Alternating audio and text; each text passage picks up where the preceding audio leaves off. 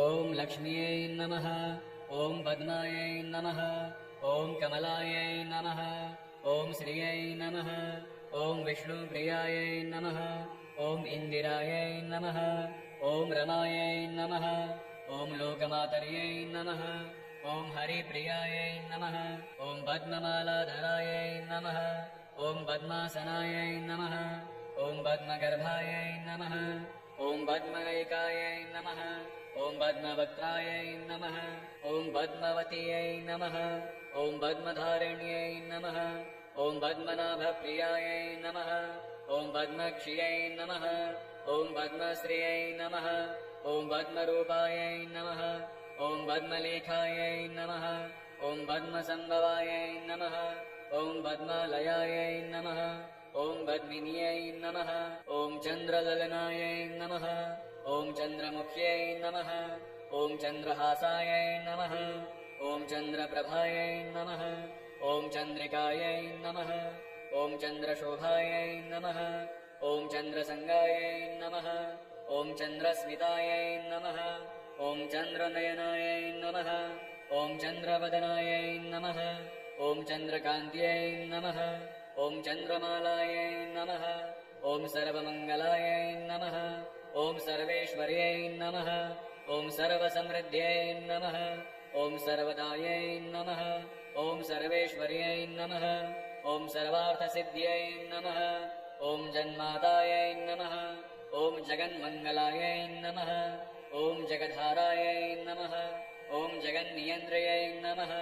ॐ जगद्वन्द्यायै नमः। ॐ जगद्विभूत्यै नमः। ॐ हिरण्यवर्णायै नमः।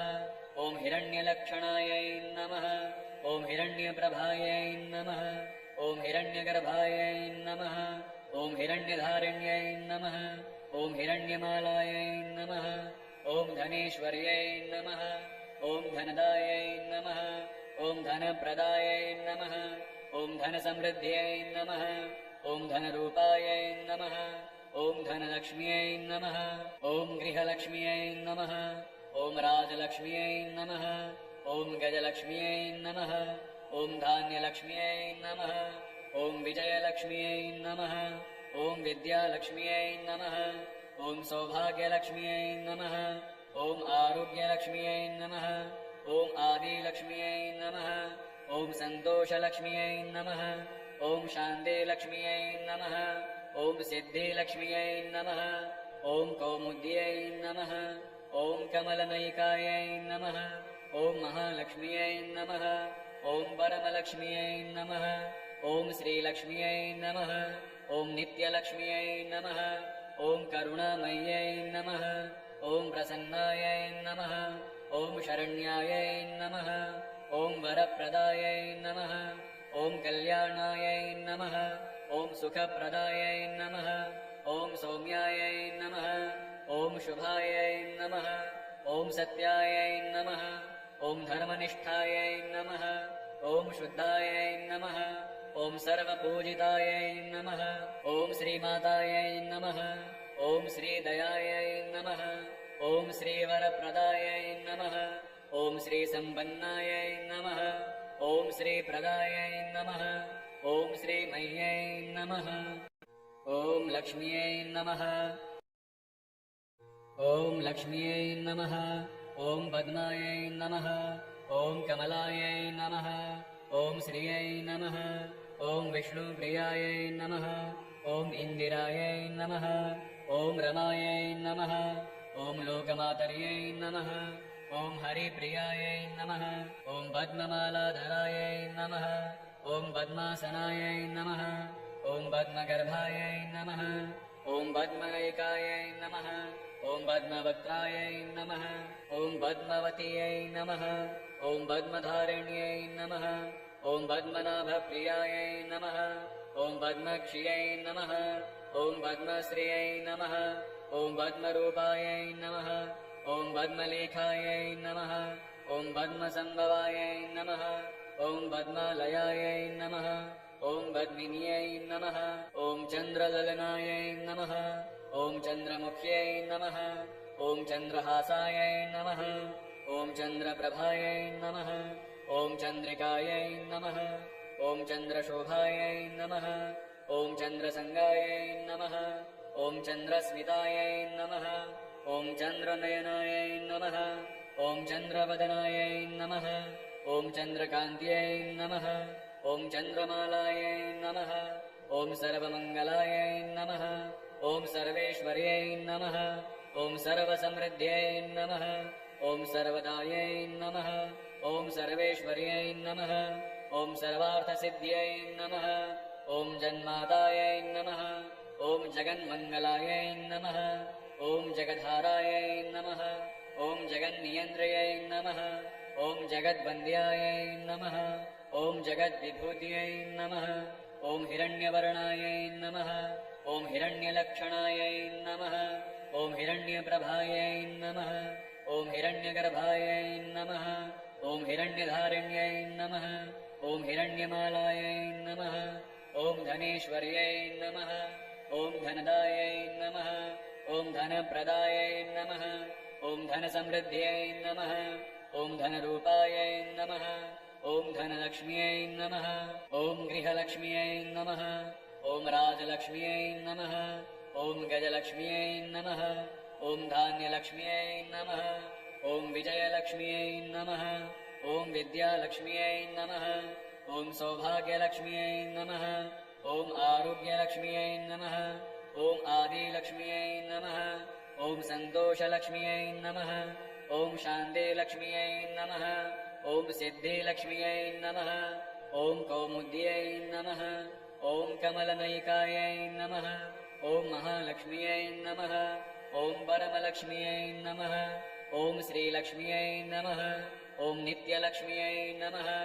ॐ करुणामय्यै नमः ॐ प्रसन्नायै नमः ॐ शरण्यायै नमः ॐ वरप्रदायै नमः ॐ कल्याणायै नमः ॐ सुखप्रदायै नमः ॐ सौम्यायै नमः ॐ शुभायै नमः ॐ सत्यायै नमः ॐ धर्मनिष्ठायै नमः ॐ शुद्धायै नमः ॐ सर्वपूजितायै नमः ॐ श्रीमातायै नमः ॐ श्रीदयायै नमः ॐ श्रीवरप्रदायै नमः ॐ श्रीसम्पन्नायै नमः ॐ श्रीप्रदायै नमः ॐ श्रीमय्यै नमः ॐ लक्ष्म्यै नमः ॐ लक्ष्म्यै नमः ॐ पद्मायै नमः ॐ कमलायै नमः ॐ श्रियै नमः ॐ विष्णुप्रियायै नमः ॐ इन्दिरायै नमः ॐ रमायै नमः ॐ लोकमातर्यै नमः ॐ हरिप्रियायै नमः ॐ पद्ममालाधरायै नमः ॐ पद्मासनायै नमः ॐ पद्मगर्भायै नमः ॐ पद्मनयिकायै नमः ॐ पद्मवक्त्रायै नमः ॐ पद्मवत्यै नमः ॐ पद्मधारिण्यै नमः ॐ पद्मनाभप्रियायै नमः ॐ पद्मक्षियै नमः ॐ पद्मश्रियै नमः ॐ पद्मरूपायै नमः ॐ पद्मलेखायै नमः ॐ पद्मसम्भवायै नमः ॐ पद्मालयायै नमः ॐ पद्मिन्यै नमः ॐ चन्द्रललनायै नमः ॐ चन्द्रमुख्यै नमः ॐ चन्द्रहासायै नमः ॐ चन्द्रप्रभायै नमः ॐ चन्द्रिकायै नमः ॐ चन्द्रशोभायै नमः ॐ चन्द्रसङ्गायै नमः ॐ चन्द्रस्मितायै नमः ॐ चन्द्रनयनायै नमः ॐ चन्द्रवदनायै नमः ॐ चन्द्रकान्त्यै नमः ॐ चन्द्रमालायै नमः ॐ सर्वमङ्गलायै नमः ॐ सर्वेश्वर्यै नमः ॐ सर्वसमृद्ध्यै नमः ॐ सर्वदायै नमः ॐ सर्वेश्वर्यै नमः ॐ सर्वार्थसिद्ध्यै नमः ॐ जन्मातायै नमः ॐ जगन्मङ्गलायै नमः ॐ जगद्धारायै नमः ॐ जगन्नियन्त्रयै नमः ॐ जगद्वन्द्यायै नमः ॐ जगद्विभूत्यै नमः ॐ हिरण्यवर्णायै नमः ॐ हिरण्यलक्षणायै नमः ॐ हिरण्यप्रभायै नमः ॐ हिरण्यगर्भायै नमः ॐ हिरण्यधारिण्यै नमः ॐ हिरण्यमालायै नमः ॐ धनेश्वर्यै नमः ॐ धनदायै नमः ॐ धनप्रदायै नमः ॐ धनसमृद्ध्यै नमः ॐ धनरूपायै नमः ॐ धनलक्ष्म्यै नमः ॐ गृहलक्ष्म्यै नमः ॐ राजलक्ष्म्यै नमः ॐ गजलक्ष्म्यै नमः ॐ धान्यलक्ष्म्यै नमः ॐ विजयलक्ष्म्यै नमः ॐ विद्यालक्ष्म्यै नमः ॐ सौभाग्यलक्ष्म्यै नमः ॐ आरोग्यलक्ष्म्यै नमः ॐ आदिलक्ष्म्यै नमः ॐ सन्तोषलक्ष्म्यै नमः ॐ शान्तिलक्ष्म्यै नमः ॐ सिद्धिलक्ष्म्यै नमः ॐ कौमुद्यै नमः ॐ कमलनयिकायै नमः ॐ महालक्ष्म्यै नमः ॐ परमलक्ष्म्यै नमः ॐ श्रीलक्ष्म्यै नमः ॐ नित्यलक्ष्म्यै नमः ॐ करुणामय्यै नमः ॐ प्रसन्नायै नमः ॐ शरण्यायै नमः ॐ वरप्रदायै नमः ॐ कल्याणायै नमः ॐ सुखप्रदायै नमः ॐ सौम्यायै नमः ॐ शुभायै नमः ॐ सत्यायै नमः ॐ धर्मनिष्ठायै नमः ॐ शुद्धायै नमः ॐ सर्वपूजितायै नमः ॐ श्रीमातायै नमः ॐ श्रीदयायै नमः ॐ श्रीवरप्रदायै नमः ॐ श्रीसम्पन्नायै नमः ॐ श्रीप्रदायै नमः ॐ श्रीमह्यै नमः ॐ लक्ष्म्यै नमः ॐ लक्ष्म्यै नमः ॐ पद्मायै नमः ॐ कमलायै नमः ॐ श्रियै नमः ॐ विष्णुप्रियायै नमः ॐ इन्दिरायै नमः ॐ रमायै नमः ॐ लोकमातर्यै नमः ॐ हरिप्रियायै नमः ॐ पद्ममालाधरायै नमः ॐ पद्मासनायै नमः ॐ पद्मगर्भायै नमः ॐ पद्मनयिकायै नमः ॐ पद्मवक्त्रायै नमः ॐ पद्मवत्यै नमः ॐ पद्मधारिण्यै नमः ॐ पद्मनाभप्रियायै नमः ॐ पद्मक्षियै नमः ॐ पद्मश्रियै नमः ॐ पद्मरूपायै नमः ॐ पद्मलेखायै नमः ॐ पद्मसम्भवायै नमः ॐ पद्मालयायै नमः ॐ पद्मिन्यै नमः ॐ चन्द्रललनायै नमः ॐ चन्द्रमुख्यै नमः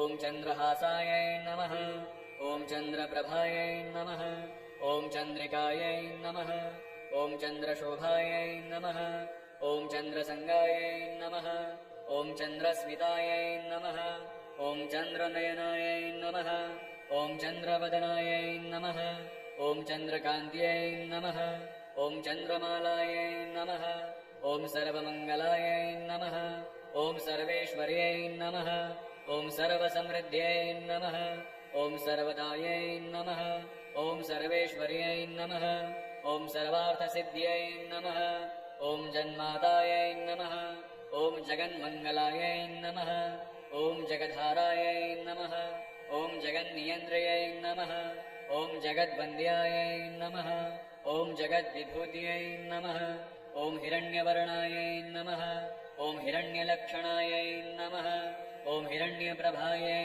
नमः ॐ हिरण्यगर्भायै नमः ॐ हिरण्यधारिण्यै नमः ॐ हिरण्यमालायै नमः ॐ धनेश्वर्यै नमः ॐ धनदायै नमः ॐ धनप्रदायै नमः ॐ धनसमृद्ध्यै नमः ॐ धनरूपायै नमः ॐ धनलक्ष्म्यै नमः ॐ गृहलक्ष्म्यै नमः ॐ राजलक्ष्म्यै नमः ॐ गजलक्ष्म्यै नमः ॐ धान्यलक्ष्म्यै नमः ॐ विजयलक्ष्म्यै नमः ॐ विद्यालक्ष्म्यै नमः ॐ सौभाग्यलक्ष्म्यै नमः ॐ आरोग्यलक्ष्म्यै नमः ॐ आदिलक्ष्म्यै नमः ॐ सन्तोषलक्ष्म्यै नमः ॐ शान्तिलक्ष्म्यै नमः ॐ सिद्धिलक्ष्म्यै नमः ॐ कौमुद्यै नमः ॐ कमलनयिकायै नमः ॐ महालक्ष्म्यै नमः ॐ परमलक्ष्म्यै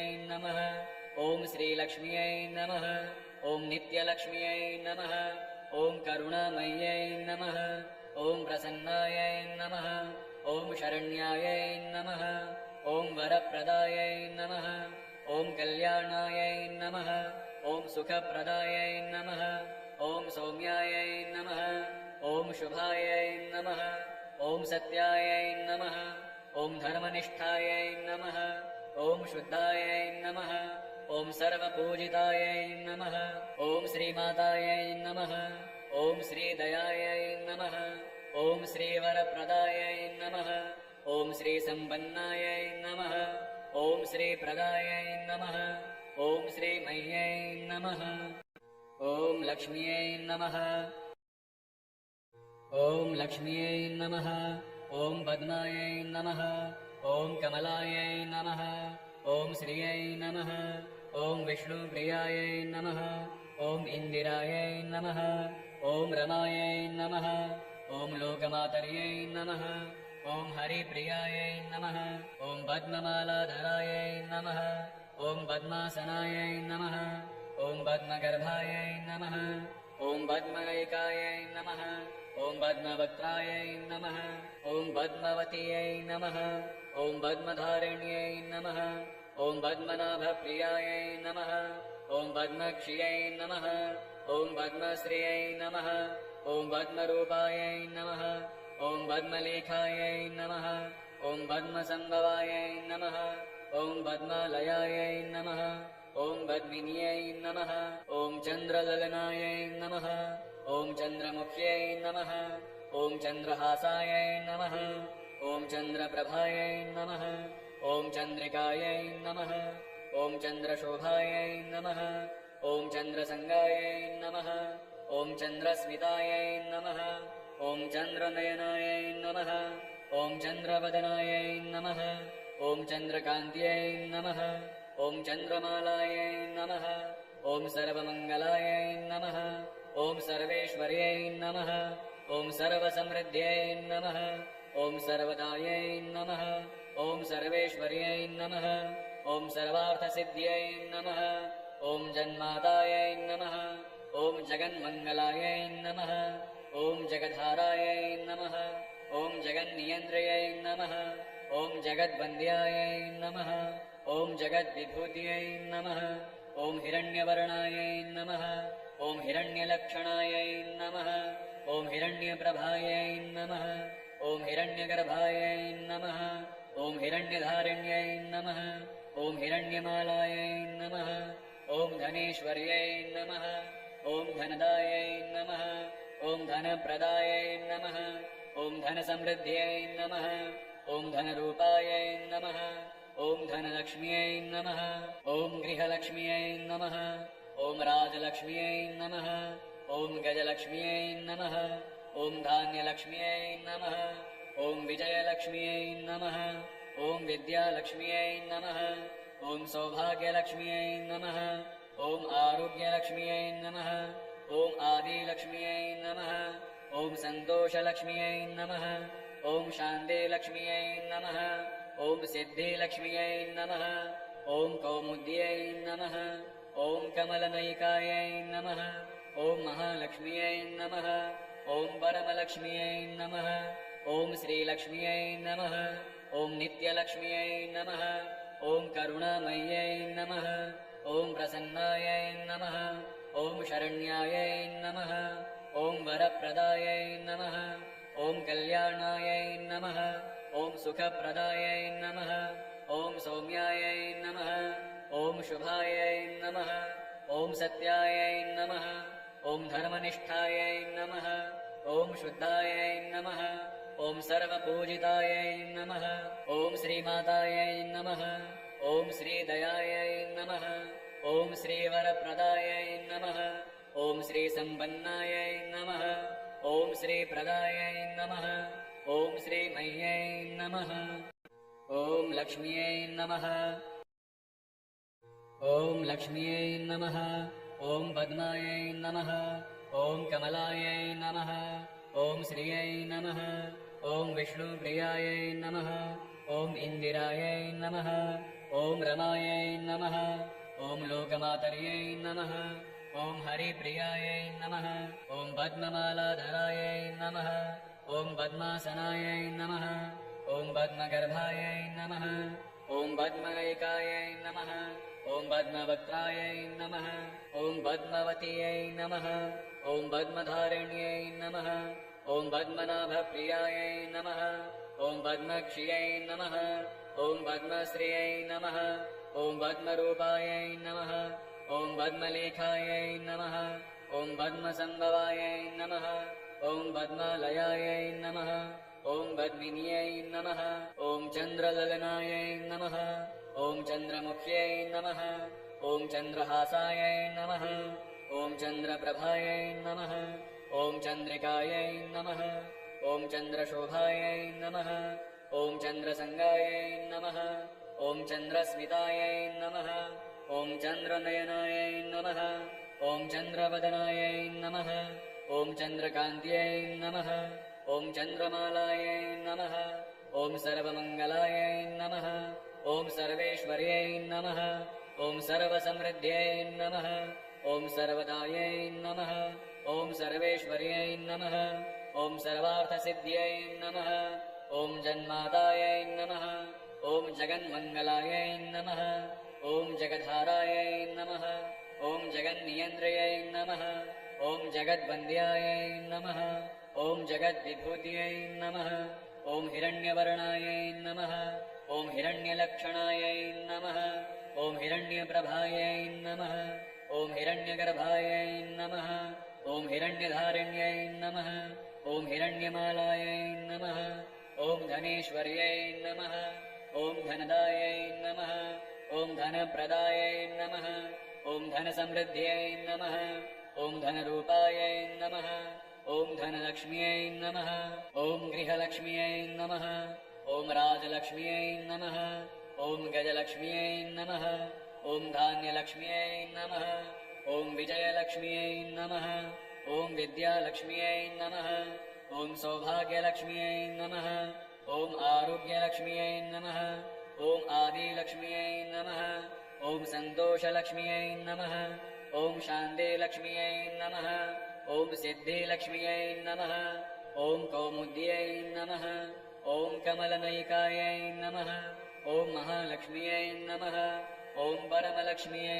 नमः ॐ श्रीलक्ष्म्यै नमः ॐ नित्यलक्ष्म्यै नमः ॐ करुणामय्यै नमः ॐ प्रसन्नायै नमः ॐ शरण्यायै नमः ॐ वरप्रदायै नमः ॐ कल्याणायै नमः ॐ सुखप्रदायै नमः ॐ सौम्यायै नमः ॐ शुभायै नमः ॐ सत्यायै नमः ॐ धर्मनिष्ठायै नमः ॐ शुद्धायै नमः ॐ सर्वपूजितायै नमः ॐ श्रीमातायै नमः ॐ श्रीदयायै नमः ॐ श्रीवरप्रदायै नमः ॐ श्रीसम्पन्नायै नमः ॐ श्रीप्रदायै नमः ॐ श्रीमह्यै नमः ॐ लक्ष्म्यै नमः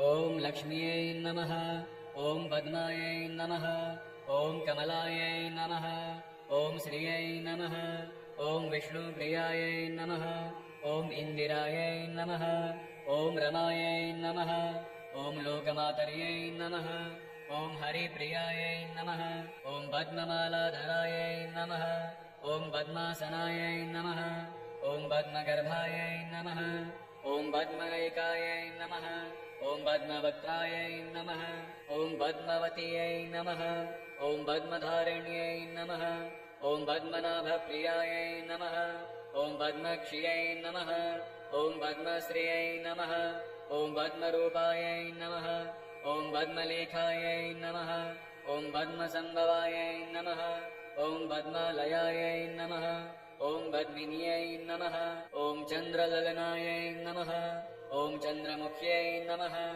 ॐ चन्द्रहासायै नमः ॐ चन्द्रप्रभायै नमः ॐ चन्द्रिकायै नमः ॐ चन्द्रशोभायै नमः ॐ चन्द्रसङ्गायै नमः ॐ चन्द्रस्मितायै नमः ॐ चन्द्रनयनायै नमः ॐ चन्द्रवदनायै नमः ॐ चन्द्रकान्त्यै नमः ॐ चन्द्रमालायै नमः ॐ सर्वमङ्गलायै नमः ॐ सर्वेश्वर्यै नमः ॐ सर्वसमृद्ध्यै नमः ॐ सर्वदायै नमः ॐ सर्वेश्वर्यै नमः ॐ सर्वार्थसिद्ध्यै नमः ॐ जन्मातायै नमः ॐ जगन्मङ्गलायै नमः ॐ जगद्धारायै नमः ॐ जगन्नियन्त्रयै नमः ॐ जगद्वन्द्यायै नमः ॐ जगद्विभूत्यै नमः ॐ हिरण्यवर्णायै नमः ॐ हिरण्यलक्षणायै नमः ॐ हिरण्यप्रभायै नमः ॐ हिरण्यगर्भायै नमः ॐ हिरण्यधारिण्यै नमः ॐ हिरण्यमालायै नमः ॐ धनेश्वर्यै नमः ॐ धनदायै नमः ॐ धनप्रदायै नमः ॐ धनसमृद्ध्यै नमः ॐ धनरूपायै नमः ॐ धनलक्ष्म्यै नमः ॐ गृहलक्ष्म्यै नमः ॐ राजलक्ष्म्यै नमः ॐ गजलक्ष्म्यै नमः ॐ धान्यलक्ष्म्यै नमः ॐ विजयलक्ष्म्यै नमः ॐ विद्यालक्ष्म्यै नमः ॐ सौभाग्यलक्ष्म्यै नमः ॐ आरोग्यलक्ष्म्यै नमः ॐ आदिलक्ष्म्यै नमः ॐ सन्तोषलक्ष्म्यै नमः ॐ शान्तिलक्ष्म्यै नमः ॐ सिद्धिलक्ष्म्यै नमः ॐ कौमुद्यै नमः ॐ कमलनयिकायै नमः ॐ महालक्ष्म्यै नमः ॐ परमलक्ष्म्यै नमः ॐ श्रीलक्ष्म्यै नमः ॐ नित्यलक्ष्म्यै नमः ॐ करुणामय्यै नमः ॐ प्रसन्नायै नमः ॐ शरण्यायै नमः ॐ वरप्रदायै नमः ॐ कल्याणायै नमः ॐ सुखप्रदायै नमः ॐ सौम्यायै नमः ॐ शुभायै नमः ॐ सत्यायै नमः ॐ धर्मनिष्ठायै नमः ॐ शुद्धायै नमः ॐ सर्वपूजितायै नमः ॐ श्रीमातायै नमः ॐ श्रीदयायै नमः ॐ श्रीवरप्रदायै नमः ॐ श्रीसम्पन्नायै नमः ॐ श्रीप्रदायै नमः ॐ श्रीमह्यै नमः ॐ लक्ष्म्यै नमः